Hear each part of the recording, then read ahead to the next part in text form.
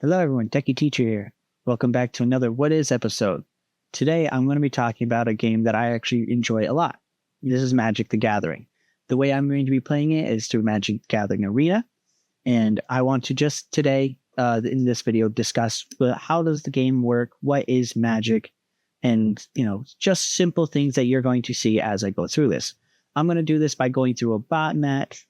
So I'm going to play against an AI, keep things nice and simple. I can take my time when talking, and I'm just going to play a deck you're going to see me play a lot, which is this Eldrazi deck here.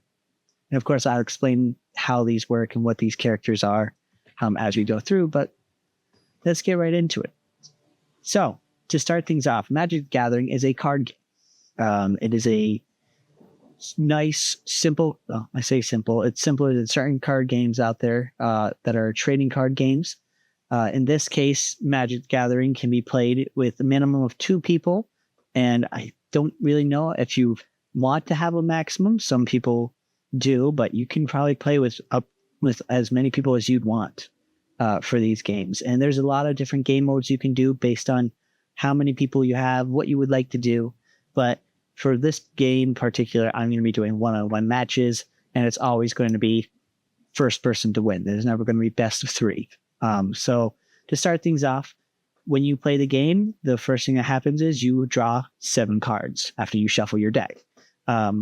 Usually we have to flip a coin, who goes first, but in this case, because we're playing on Magic the Gathering Arena, it's going to be randomly just picked. I go first, of course. It seems like I have a curse. I usually end up going first in most of my games.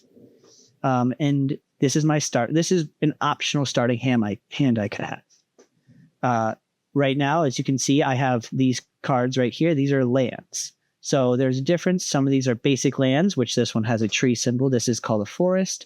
And I usually reference them and call them greens. Then I have this one. This is a red-green. The Rugged Highlands, which is just a regular land.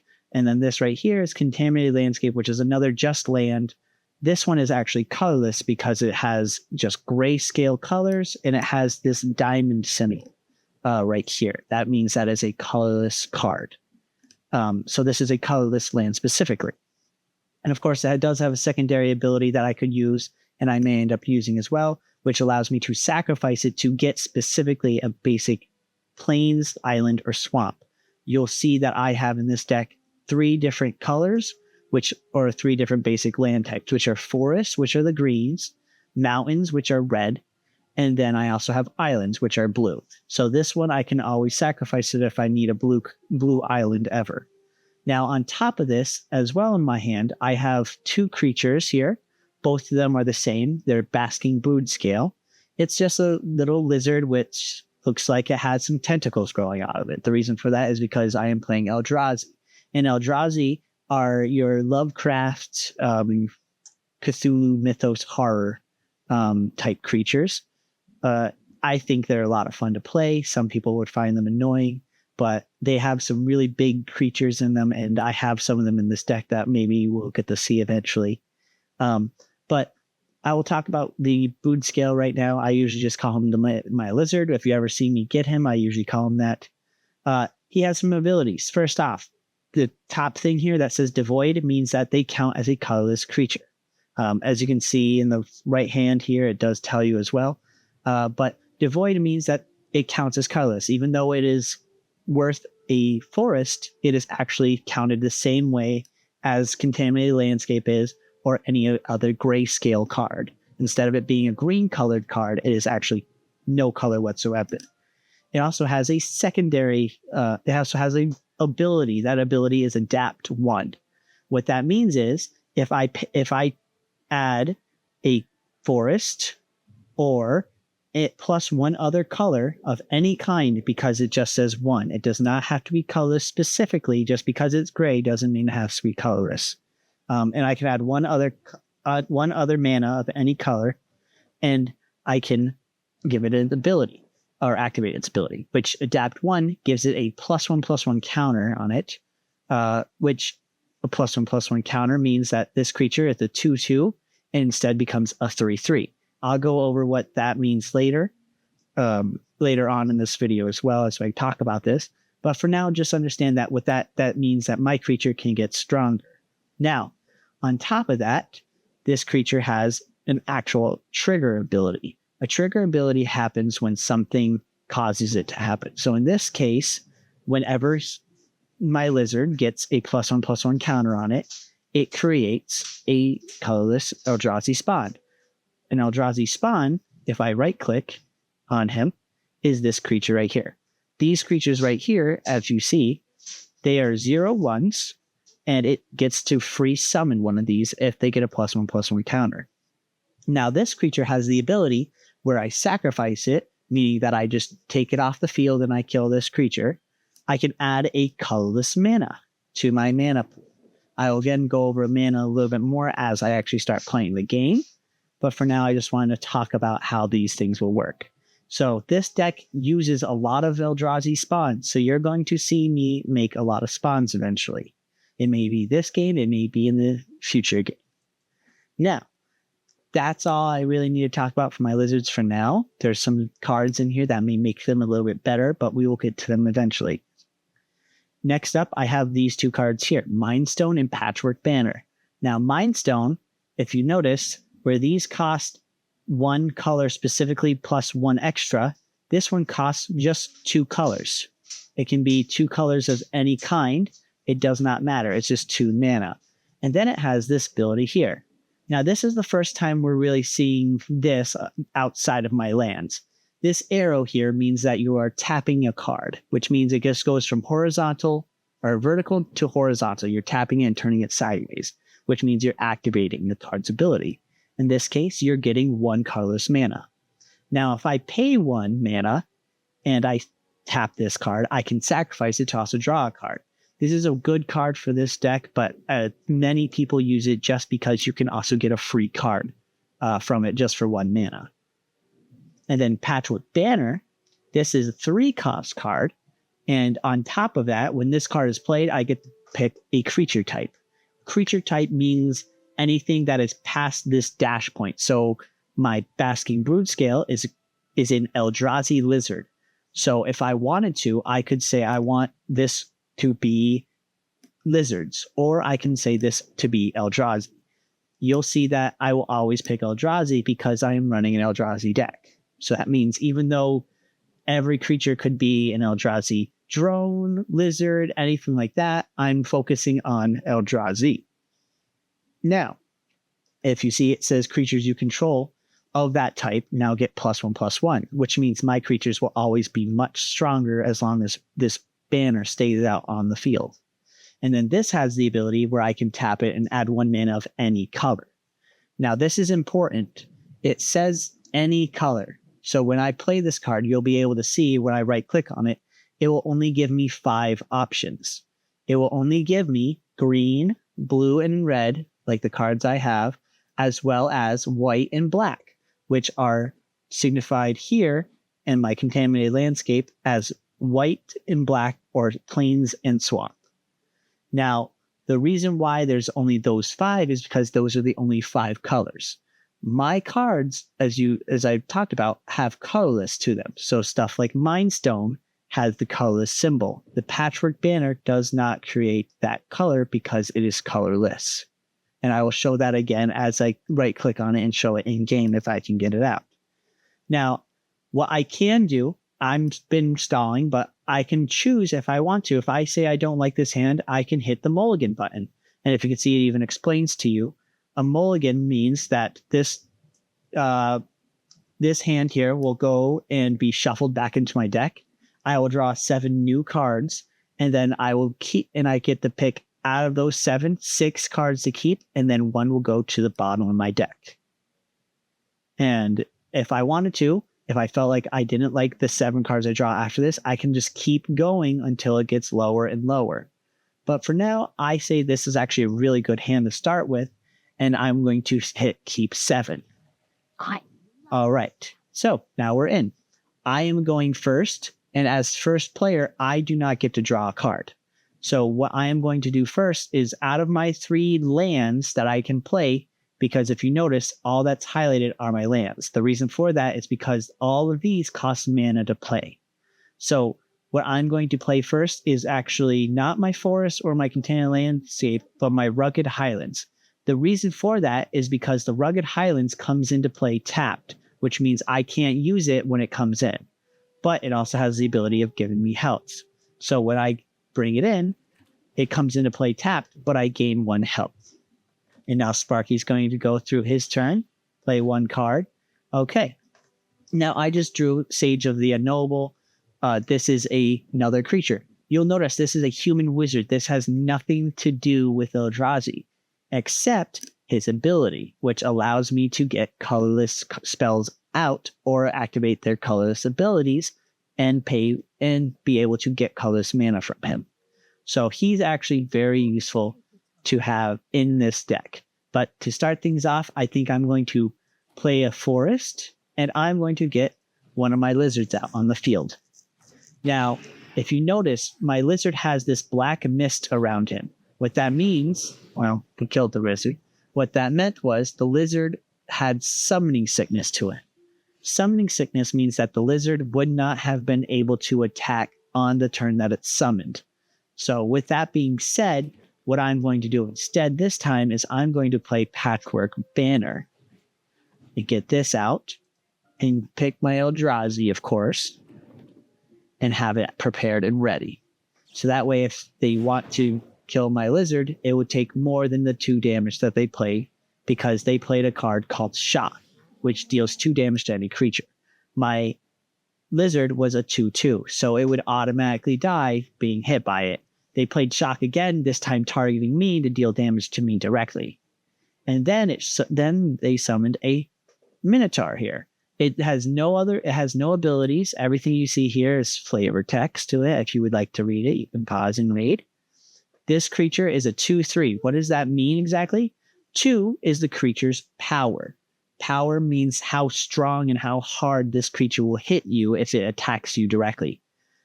3 is its toughness. Toughness is, how tough it is, how much health it has, how much of a hit can it take. Now, my lizard, of course, had a power and toughness of 2/2. That's where the Shock, which dealt 2 damage, would be equal to or greater than my creature's toughness, killing it. Now, there's some cards that can override and bypass that, but I will go over those at a later time. Now, for this turn, what I'm going to play is I'm going to play both my Sage, which gets tapped and sent out, even though I have no blue over here. Because Patchwork Banner has add 1 mana of any color, I get to play my Sage. And now on top of that, I'm also going to play my Lizards. That way I have a 3/3 on the field as well. And now Sparky can go. And Sparky chose not to attack, which is probably the smarter move. Sparky had a creature that could attack this turn because Summoning Sickness no longer was available. However, because of me having a 3/3, it would be unwise to attack because I could both block and kill his creature this turn. Now this turn, what I'm going to do is I'm going to play my Contaminated Landscape. I'm going to play my Mind Stone. And then after I play my Mind Stone, I just want to talk about one thing here. This creature right here is one of my big guys. All right, this is a big Eldrazi. We call these guys the Eldrazi Titans. If they have a name, if they are a legendary creature, they are an Eldrazi Titan. This Titan, he is Ulamog. There's a few different Ulamogs in the out in the Magic world. In this case, this is Ulamog the Defiler, and I also have Ulamog the Ceaseless Hunger in here. They both are Ulamogs, however, they are both completely different. Ulamog the Defiler, as you can see, when I cast this creature, which means when I just pay 10 mana, because he costs 10 to play, when I pay 10 mana, his ability will trigger, which in this case, it means target opponent, which will be Sparky if I can get Ulamog out, will exile the top half of his deck, which is a lot of cards. Right now, Sparky has, in the top right corner, you can see a yellow 49. That is how many cards in the deck. So half of those cards, so 24, 25 cards about, would go into exile. which means that those cards get removed partially from the game. There are things that can affect the exile. However, I do not believe Sparky has any of that, and all of my things that affect exile means that they just get sent to exile.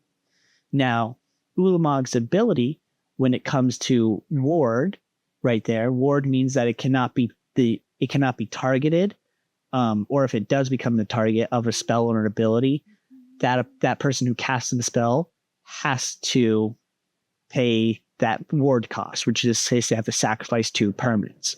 Permanents are anything that are on the field that stay on the field. So creatures, artifacts, lands, or there's another thing called enchantments. When we get around to them, there are some enchantments in both of our decks that you can see appear. Now, Ulamog's abilities, and why did we exile half that person's deck? One, because it's worth it and it makes things go much harder for them and gives you a much better advantage with them having half a deck to play with.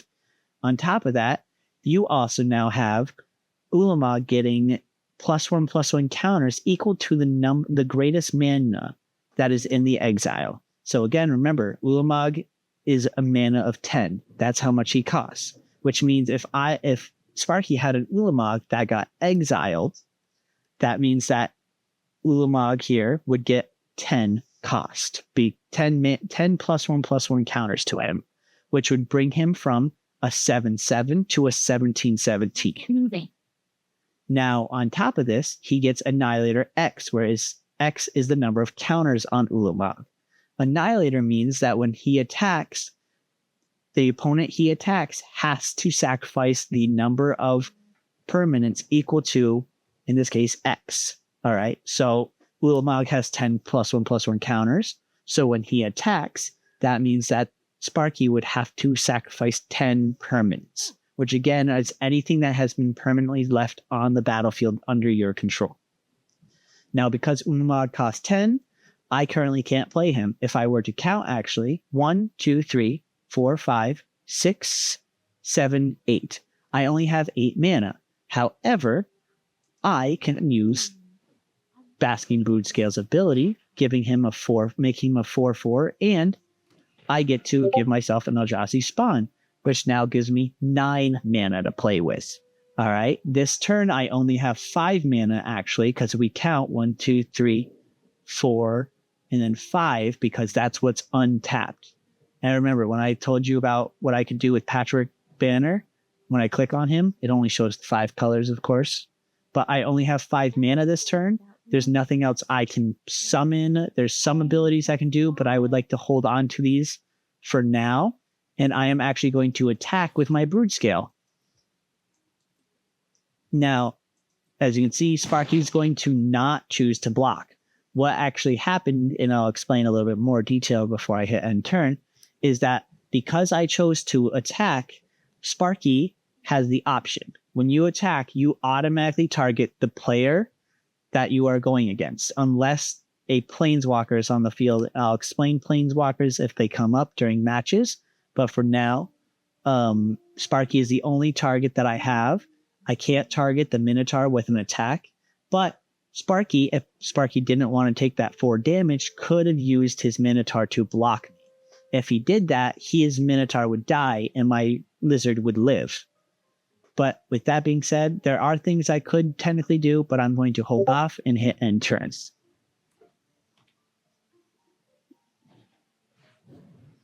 Okay, so he plays the sorcery spell.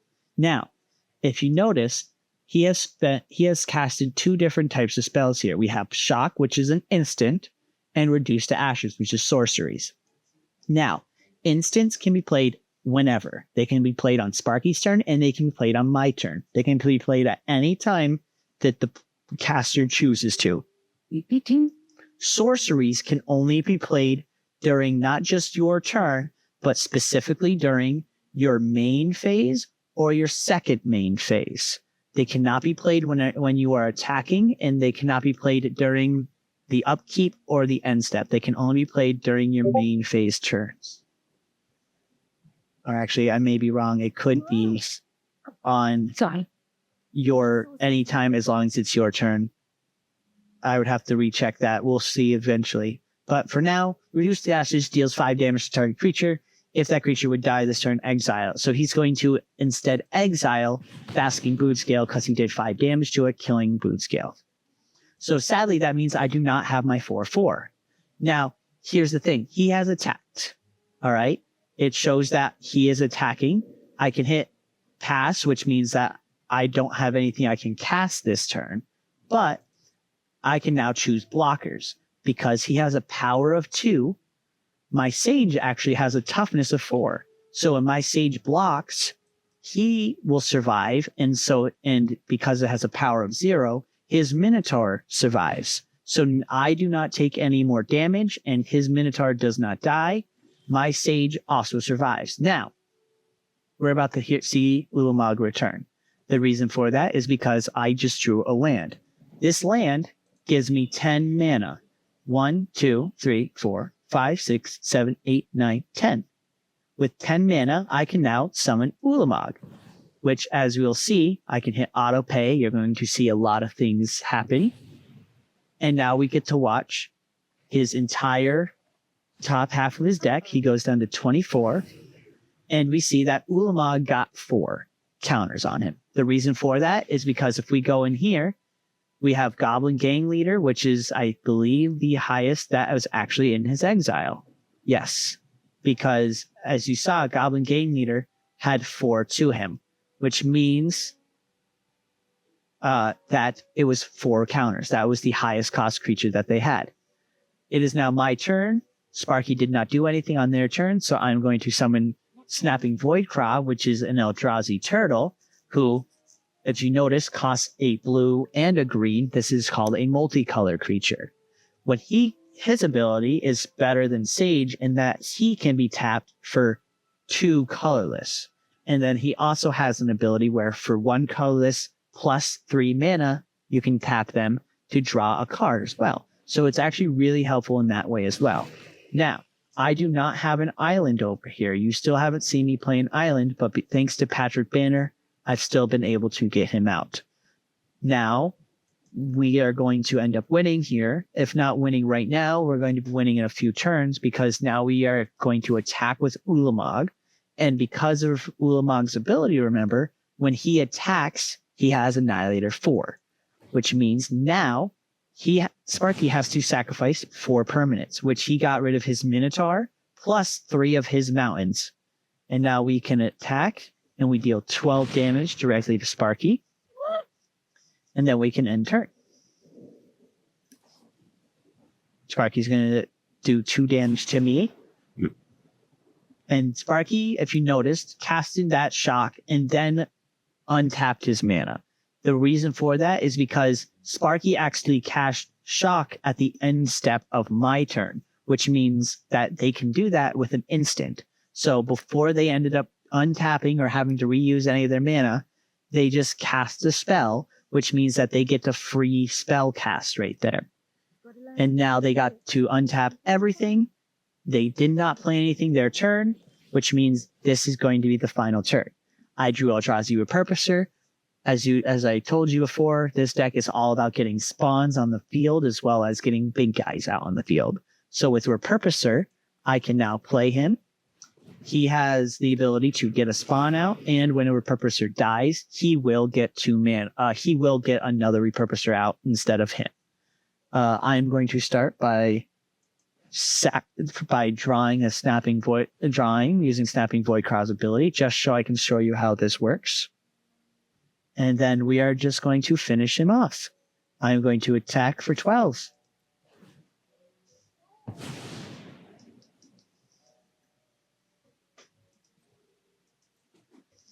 And with that being said, until we meet again, Planeswalker, Sparky has been defeated. And I hope you guys enjoyed this video. I will talk and discuss more things as we start playing through, but hopefully you enjoyed this What Is video.